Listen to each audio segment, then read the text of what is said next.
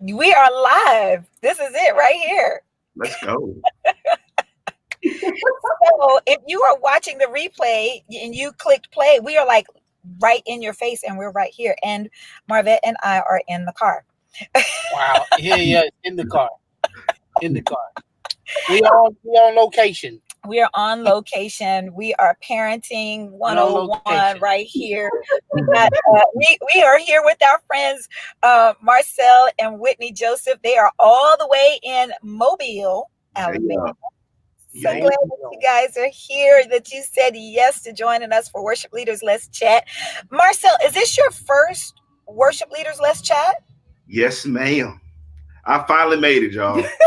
I've been waiting for my call forever and a day, and finally the day came.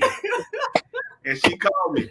She asked me to come. I wasn't good enough to come by myself. I had to call my wife. So, hey, I'll take it. She makes me better. In Jesus' name. I was just getting ready to say I called you and your wife. So let me tell you guys, because we got quite a few people that have jumped on now. Thank you so much. Say hello. Let us know where you're watching from. Like I said earlier, Marvette and I are in the car. We got a text this morning. Y'all know Parker is he's always playing some kind of sport, some kind of something. So we got a message. Te amo, Jesse. Gracias, Dios te bendiga también. Gracias. I had to say that hello right there. I just had to say hello to Yessie. I'm Jesse. Sorry, Jesse. When I grow up.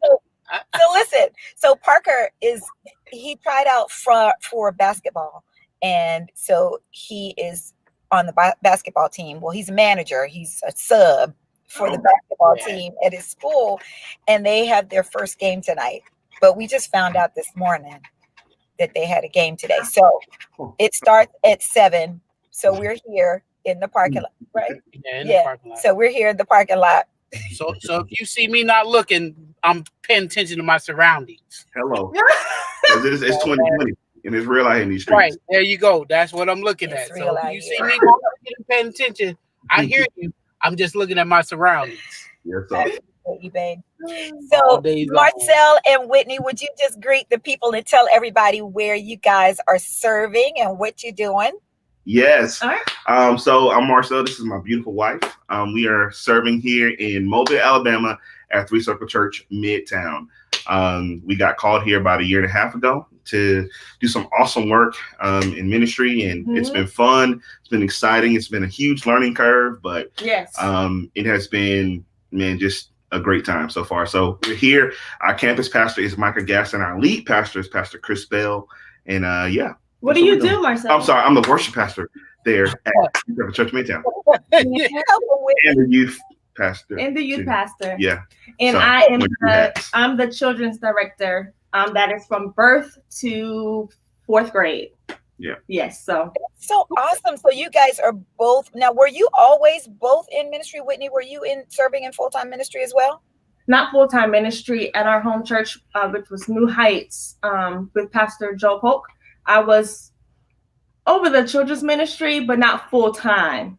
It was kind of like, you're over it, take care of it, but you don't really have a position, but you're over it. Got it. You know how that goes. I totally understand it, but you were serving faithfully. Yes. She was a lead volunteer. She was a lead volunteer. We need them. Hello. We need it. Absolutely. Absolutely. So you guys just moved to Alabama, you said a year and a half ago. Mm-hmm. Yes.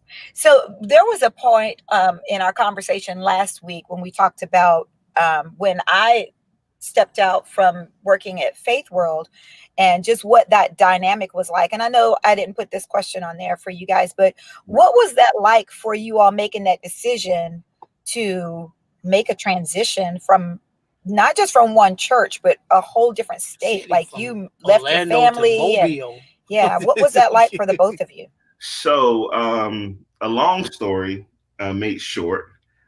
We were God had shook a lot of stuff up in our lives, like a lot. And it was like we needed to pause, focus on us. And through that transition, of just time, God had spoke to us that it was time to move. And so it wasn't anything that bad had happened with our church or anything like that. There wasn't any fallouts. Like, I'm still great. Like, there's still a great relationship with my ex-pastor / best friend and music partner and cousin. Like, he's all that, you know, he's still my dude. So there was nothing bad that happened, but we felt God was telling us that we needed to transition. And so long story short, our lease had ended at our house and that we were renting, and we couldn't find a place to stay in Orlando. Just couldn't find a place to stay. It was the weirdest thing ever. Like, we just couldn't. We were staying with my mom in transition to find something. Yeah. Because we didn't want to make another commitment somewhere that was too pricey. We wanted to save to, you know, settle some roots and buy a house in Florida, you know, really like get our roots deep down in the ground. And then all of a sudden we were just both on this same path of like, something's not right. Yeah. Stop, pause. So after that, Three Circle Church popped up. I hit up Darnell Butler, who is a good friend of mine. And after that, he told me there's a church in Mobile, Alabama that you guys would be perfect for.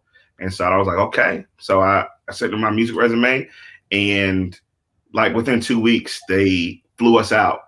And me and my whole family, by the way, the whole family out for like 5 days. And let me just say this. Okay. With being married to someone in, you know, the music ministry, you're used to them traveling by themselves. Yeah. You're used to them getting the call, and you just, you know, you're not forgotten, but they're taking care of the man in ministry. The main person, yeah. So when he told me, I was like, well, babe, that'd be great. I can handle the kids, pick them up, drop them off, pick them up from school. I can handle that. And then he says, no, the whole family.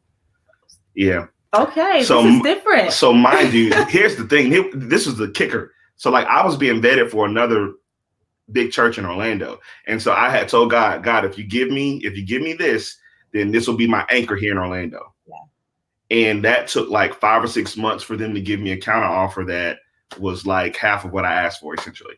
And that was just like God's way of saying, you got to go. So, and like when we got here, and obviously it was way more than just money.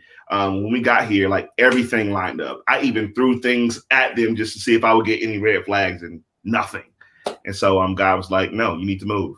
And so about a week and a half before we got the invitation to fly out, there was a guy who hit me up in Sioux City, like just came up in Sioux City. I was going to buy cufflinks, and he was like, pack your bags. God is getting ready to move you and your family. It was almost like, it was crazy. God has spoken to both of us. We prayed about it. We fasted. We did the Ezra fast and the Daniel fast, and I can't remember the other fast we did.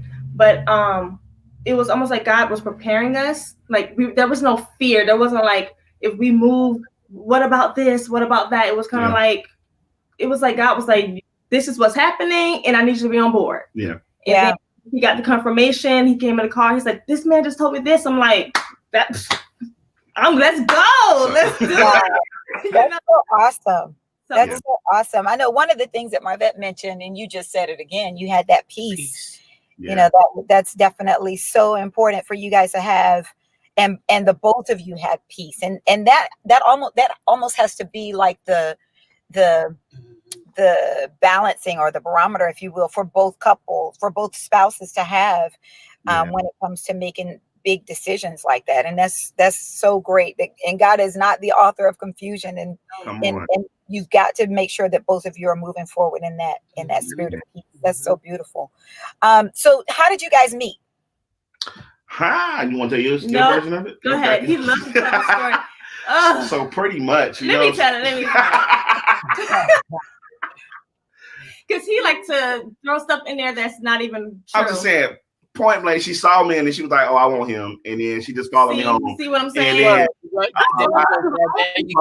I by my house. And then she was like, can I have your number? And I was like, I don't know. There you go, bro. There you go. Tell the truth.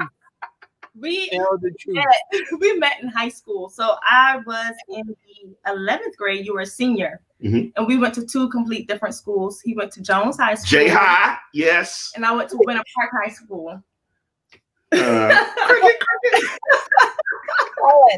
It was December 22nd. Look at you. Come on now. Hey. I love it. Me and my sister went out. Christmas is right around the corner. We were out shopping, and we just so happened to meet up at the downtown bus station of Orlando, Florida. And if anybody knows the bus route, bus 19, 20, and 21 can take you to the Washington Shores bus loop. And I lived in the Shores area, and his grandmother lived in Richmond Heights. Yeah. I'm waiting for bus 21. He's waiting for bus 22. For 22? Yep. 22. Okay, 22. I'm waiting for 21. Neither one comes on time. Nope. But bus 20 comes. So sitting apart, I'm not gonna tell that part of the story. Okay. We could tell LaRue not online. Right. We both end up going to bus 20. So it was like almost like fate. Yeah. Like God was like, I need you guys to talk. I need y'all to meet up, to exchange numbers. And what got me interested in Marcel was we rode the bus, and that's when I heard him sing for the first time.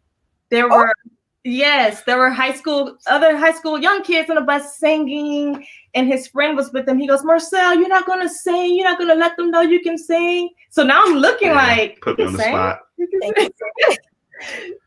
You know what? I have to tell the story. Before we got on the bus, he comes down to my side where me and my sister are dancing. He does the whole Usher spin. Oh, I was a big Usher fan. So I was literally half the man I am today, y'all. You know what I'm saying? I was skinty. You know what I'm saying? I ain't have the extra love that I got on me right now, but you know what I'm saying? I was dope. The necklace. He did the whole necklace spin. It was bad.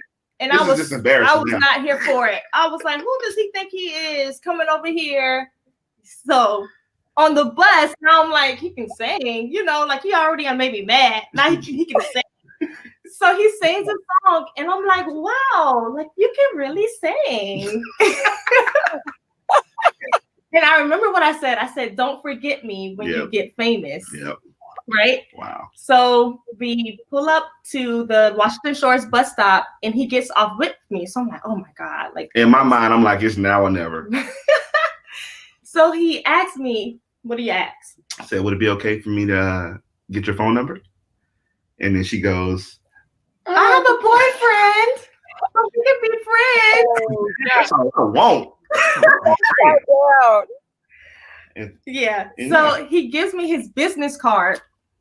He had a business card. I wish we still had it. That's like something we should have kept. He had a business. I can remember in my head how it had like what's the symbol? The treble clef. The treble clef, black, with his name, Marcel Joseph. And I was like, oh, okay. And so she called me. 16 years old. Come on. Right? You just. That's all right, Marcel. How old? 16 with a business card. Hey, I like it. Wow. I had been lying in the mirror for about a week. I don't even know why I was practicing it. That's so awesome, you guys. So you met, and then he had his put all his colors, all his things out front for you to see him right off the top. Yeah, So let me ask you, because you guys have been in ministry for a while, a large part of your marriage. What has been some of the struggles or challenges for you guys being in ministry? And then what's been some of the blessings? Well, can I say this one, please? Okay. So for me, I think I got so God called me into ministry like as we were getting married, and so going. Wait, how long have you been married? 12 years. Wow. 12 years. Mm-hmm. So it'll be 13 in January. So 12 going on 13. But anywho, so he called me into ministry as we were gearing up to get married. And so once we got married, I was focused on ministry a lot more than I was my marriage. Wow. Because I had a bunch of zeal for ministry and I didn't have as much zeal for my wife, and marriage just for what it's supposed to be. And so I focused on ministry a lot. And so I didn't realize that in that time, that space, until something clicked, I didn't realize that it was hurting her and it was really giving her a bitter taste in her mouth for ministry. Obviously she loved God, but she was like, yo, I'm tired of church because it's all we're always there. It's always about the church. It's always about this, that, and the third. You're doing something for somebody who's connected to the church, like it's this, that, and the third. And obviously, being a young cat, misguided in a lot of ways. I was thinking that, if I say I'm a Christian, I gotta look like it. So it's all about the outer stuff in a lot of ways for me. Obviously my heart was right, but I just didn't realize that I was focused on the wrong things, or I had them in the wrong priority. So with that in mind, that was very hard for us until she told me, she was like, partner, like, I want time with you. And when it clicked, it clicked hard. 11 years later. Yeah. And I think that was, growing, because we met at 16 and then we got married. I was 19. 20. So we didn't get to experience things that other young people get to experience, like travel and not having responsibility as far as like back at home. Like I can't just go on a 2-week trip with my girlfriends, like whenever, and then we got married January, conceived our daughter Izari in March, had her December. So we did everything in 1 year. Wow. And that was in 2008, the big recession. We both had well-paying jobs, making almost about $90,000 a year. Just a young couple. Yeah, of us get laid off. I'm pregnant. That's a whole story by itself. People don't know that we were homeless. People don't know that we were we were driving to Titusville. From Orlando to Titusville, and all of it. We would dig in the couch and find pennies, dimes, and nickels. And this is when the dollar menu at McDonald's was the actual dollar menu, when it cost $1.06. Yeah. And we would find $2 some change and say, okay, we got enough for a cheeseburger and a large tea, and we'll share it. Yeah. And that's what I ate, pregnant. Yeah. Mind you, I'm still gaining weight. God is, and at night I would eat peanut butter or bread, or I would just eat cereal. That's what we could afford. Right. I didn't know about assistance. I didn't know about the WIC. I didn't know how to apply for that stuff. I didn't grow up in that type of household where we had assistance. Right. And then our lives separate were so different because Marcel grew up I don't know, that's another story for another time, but our lives are different. I came in a household where I had, 2 parents. We traveled. I went to Winter Park High School, predominantly white, prestigious high school. I had opportunities, and then just bringing those two together, someone who is focused on ministry and someone who just wants to survive as a wife and as a mother. Yeah. And you're young and you're growing and you're trying to figure out life as finances, ministry, how to be couples, how to have your own personal relationship with God, how to nurture your relationship with each other. Right. So over the course of 11 years, that was hard because you're growing as 2 individual people, because you're still your own person and your perceptions change, your preferences change. And if you're not paying attention to each other, it's dangerous. Yeah. It's so dangerous because you're like, who are you? Yeah. And there was a moment when we were having an argument and he assumed that I was going to respond a certain way because we had communicated since I was 22. You know what I mean? Like there was a disconnect since 22 years old. And I'm like, I'm not the same. I'm not 22 years old anymore. I'm in my 30s. I'm different. My mindset has changed. But I think that's also a blessing in our marriage to come to that point. There was a podcast that I listened to, and it said, there will always be 2 married. You'll always be married twice. And when he said, always be married twice, he says, at some point in your marriage, there's going to be a breaking. Something's going to happen to where everything is just like stop, pause, and then you just kind of restart.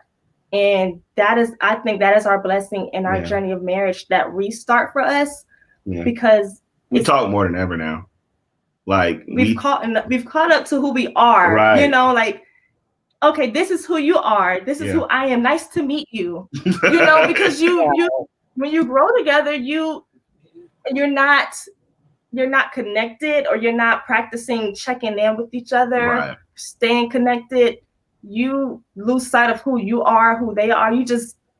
that it just becomes disconnected. It's dangerous. And I just want to note, like, put a note out here for any of the guys who are watching. It's not necessarily that I wasn't growing at all in those 11 years or whatever have you, but her standard and what she was expecting of me isn't the expectation that I had on myself, because I thought I was fine just with the incremental growth that was happening, but we needed some exponential growth to happen that I wasn't aware of. And so, once I was made aware of that, then we were able to flip the switch. So for you fellas, just because you think you're doing all right doesn't necessarily mean that wifey thinks so. So you might want to check in, and it'll be good. That's good.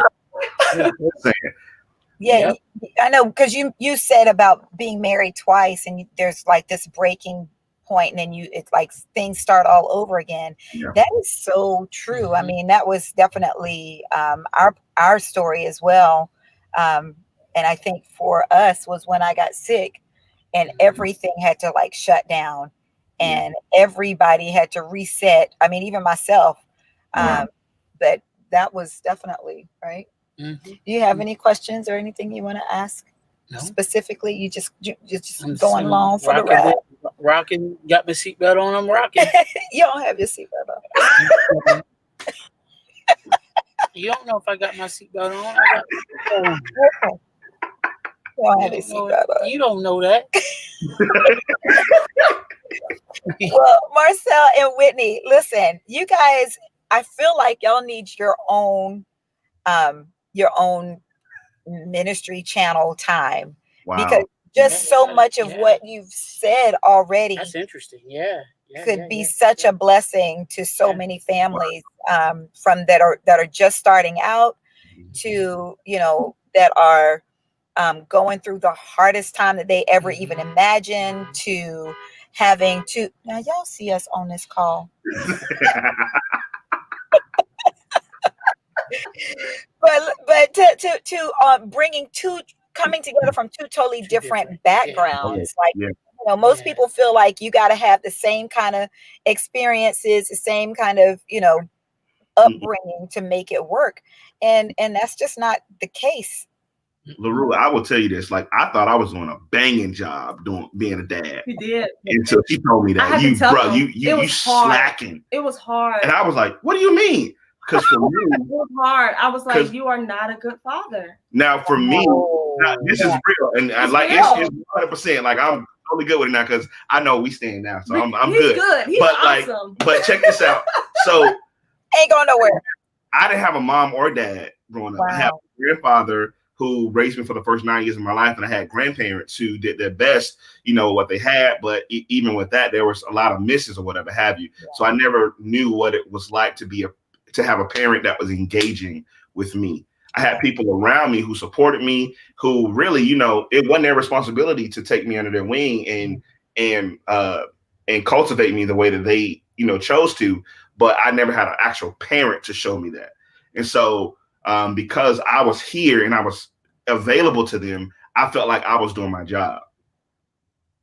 Wow. So, but for her, she had parents who engaged her, who initiated, fun time, conversation, all the stuff. Me, I was just here. I'm like, they know I'm here if they need me. They know I'm in my office. They know I'm in my office. They know I'm like, it was a whole different perspective for me. I'm like, yo, like, I'm here. What are you talking about? And she was like, bro, like, you ain't doing that good. Like, I was like, yo. So it flipped. And it took a while. Yeah, it was hard. Like one conversation. Yeah, it wasn't one conversation. Mind you, we've been married 12 years. So I think I brought it up before, like in the middle of our marriage. That incremental growth. Several conversations. Right. Yeah. And then we got to the point I think it was that point where we were just like, everything was just shaken up. Yeah. And it was almost like the Holy Spirit was like, you don't have time to pancake this. Yeah. You're 11 years in. To you. Mm-hmm. Yeah. Like, you can't pancake. You got to be real. And he's going to have to be able to receive it. And you're both going to have to be able to adjust. And it's compromise, you know? Because truth be told, like, she had something to pull from that I didn't have to pull from. Right. She had a whole nother perspective that I just didn't have, not by choice, but I just didn't have it. So, when she finally like sat down and like was like, no, like, this is why I feel this way, and this is what it could be. I'm like, yo, like I couldn't ignore the truth of the matter. And I came with solutions, not just this is the problem. That's important. You need to fix it. You know, like it would have been hot. Oh, to be honest, I was 38. He was. You ain't gonna tell me. Standing up. Your hair in the back of your neck was standing up. Right.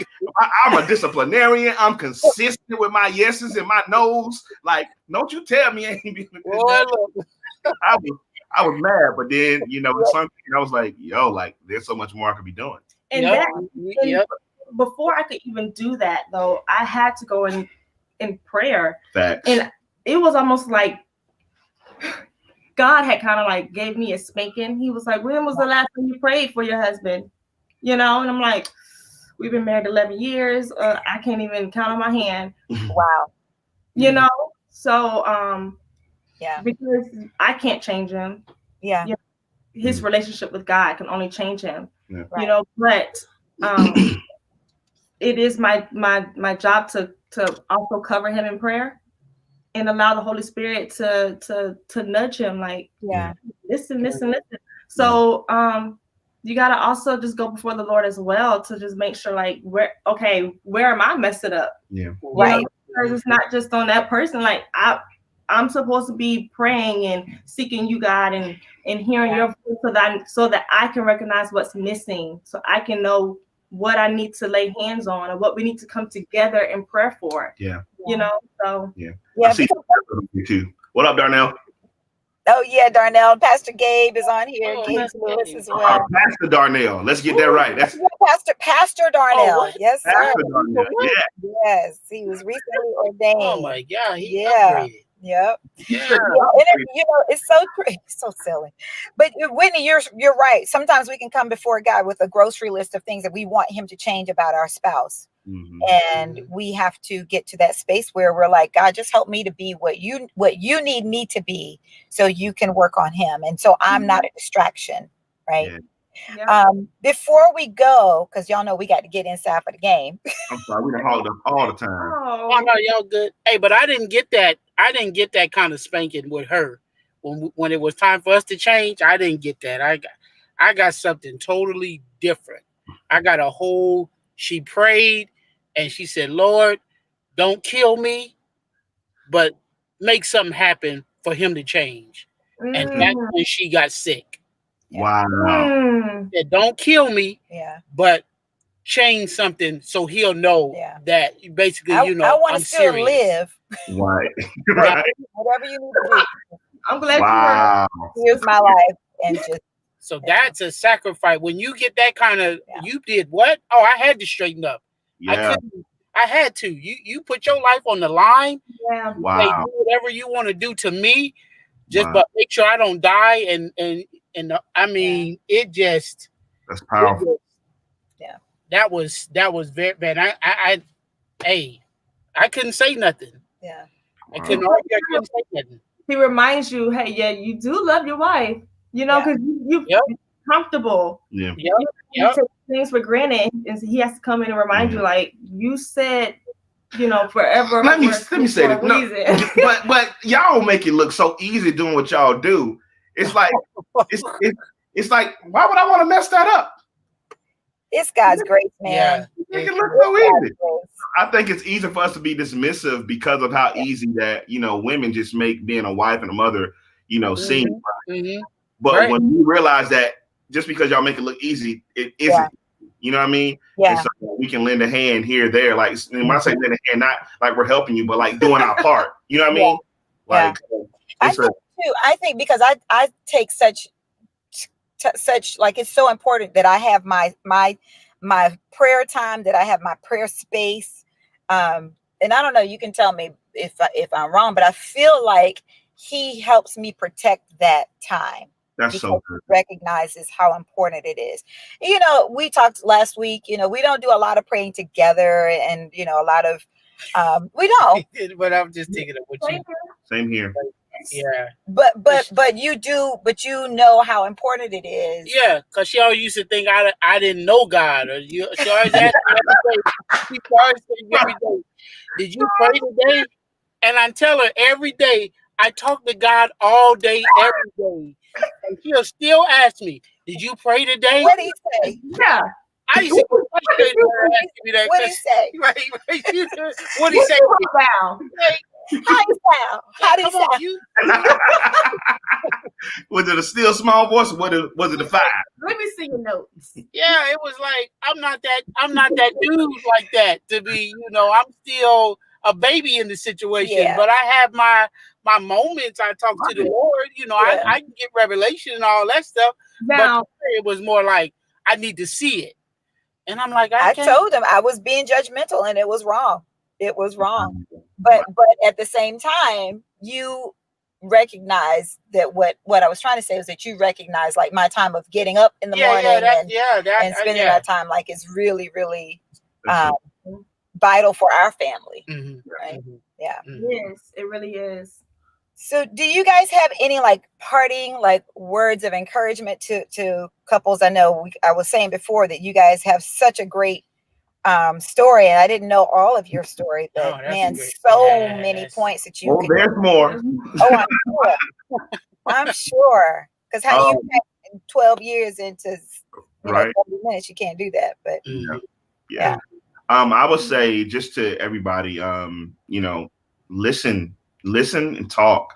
There comes a time when you just have to just communicate, right? Like you have to figure out what's going on in their heads, because you obviously can't read your spouse's head, whether you're a man or a woman, whatever have you, but you have to communicate. And so communication is not just about you talking, but it's also about you listening. So talk, listen, talk. Like it sounds cliche. It sounds like, okay, we do that, we can do that. But when we say talk, we mean there's no judgment. Yeah. Whatever I ask you, you answer. There's no secrets. Place. There's no secrets within yourself, because when you do that, you give room to the enemy to play with your mind. So for me, like sometimes I'll have these thoughts and feelings for like 2 days. I'm like, I gotta share this with my husband. Yeah. Even though I know we're gonna go into a 2-hour conversation about it. It's worth it. Him, but I gotta share with him, because if I don't, I got a secret with the enemy. Right. And that's not a safe place. Right. But one thing I can say, because it sounds easy to say, okay, we will talk.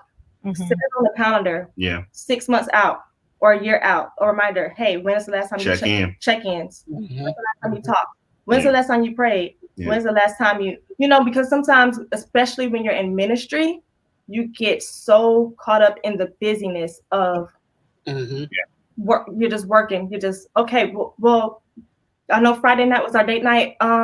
But I got to get this done, for Sunday morning service. Let's push it back to the next Friday. And then you forget. And then, but you have to put 3 years out, a reminder. When's the last time we checked in? And when I say check in, like we're going to 3 hours, we just going to lay in the bed, put some candles, and we're just going to talk. Yeah. And we stare at each other. We're going to open up dialogue. Yeah. I like that check in. I like that. But putting it on the calendar, making it right. Because that's prioritizing, and just like you said, we just go, and we think we have great intentions. Mm-hmm. Yeah. Great intentions to check in, great intentions to have conversation. But I remember the pastor used to say, intentions are like crying babies, need to be carried out immediately. If you don't schedule your time, somebody else will. Or somebody else will. So, schedule your time, make it a priority. That's so it's cool. not gonna matter. Mm-hmm. Before that church comes, it's your wife or your spouse. Yeah. You know what I'm saying? So you got to make sure. And honestly, you're not doing your job if you're not making that first priority. Right. No matter how well you perform, you're not doing your job if that's Ooh, come on. It does not matter how well you perform. If you're not ministering to your home, in your home life, that's so good. Even with your children. Yeah. It is. Well, guys, thank you so much. If you guys are just joining us, we are ending now. We jumped on a little bit earlier, so you'll have to go back and watch the replay. Parker has a game this evening, so we wanted to. And we on location. And we are on location. We may be in your backyard next. never know. I love Marvette. I do. The Howards may be creeping in. You never know. You never know. Go backyard next. Where we gonna be at next? Call y'all backyardigans. You just never know. You never know. I can be looking at you right now in your bedroom looking at you. You could be on this screen telling me something different. I could be looking right at you. We're not going to do that. I'm going to tell y'all that right now. We will not do that. Hey. We will not do that. I'm the spontaneous one. I'm the one, hey, let's go. I don't get your bag, get in, let's go. She go, but where we stay? I don't know. We'll know when we figure it out when we get there. That's not her. That's not her. I tried that. I said, let's ride. Let's go down here to Daytona. Let's ride out. Just get our stuff, get together. But babe, where we going? Don't worry about that. We gonna take care of it. It was a very expensive trip. I'll just say that. Very expensive. But that's spontaneous. That's what you do. That's what you do. See, Marvette and I can hang. I need you got to plan so you can save some money. See, plan so you can save some money. Hey, I'm ready to go. When they say get up and go, get up and go. Oh, I was like, no. Is it on the calendar? It's not on the calendar. We ain't gotta prioritize that. We just go. No, we just go. That's right. Check in. Like right now, I'm like, we should have been inside because I planned for us to start early so we can end early so we can go. And he's still talking.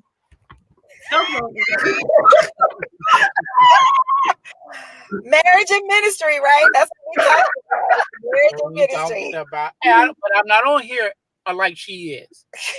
I'm not on.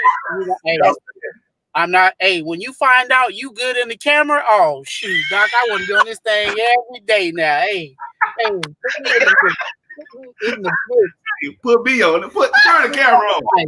Yeah, I can't sing. She won't let me sing, so I got fired. So, and I don't go in the room when the camera's on. I don't even go in there. No, I stay out of there. But shoot, she done put me in the mix. Jack, I'm live and direct now. That's all right. You just sit. Let's go. See, she don't want me to be great on the mic. She don't want me to be great on the mic. But I will say he has done very well. I'm very proud of you. I'm very proud of you. Just come right on out. Come right on. Hey, but I gotta be careful with something because I'm the very direct guy. Yes. I'm not. She go, baby. Sometimes you can't say it like, no. I'm gonna say it like that. Oh no, he says like that. I'm not that go around the mulberry bush guy. I'm that. Hey, I'm coming straight at you, and if it is. If we gotta fight, we gotta fight. But I'm coming straight at you. Gosh. Just y'all pray my know. strength, okay? Pray my strength, and yes, y'all pray my strength. Listen, I'm going to go ahead and sign us out. Can I sign us out? You can sign us out. Okay, I can sign us out.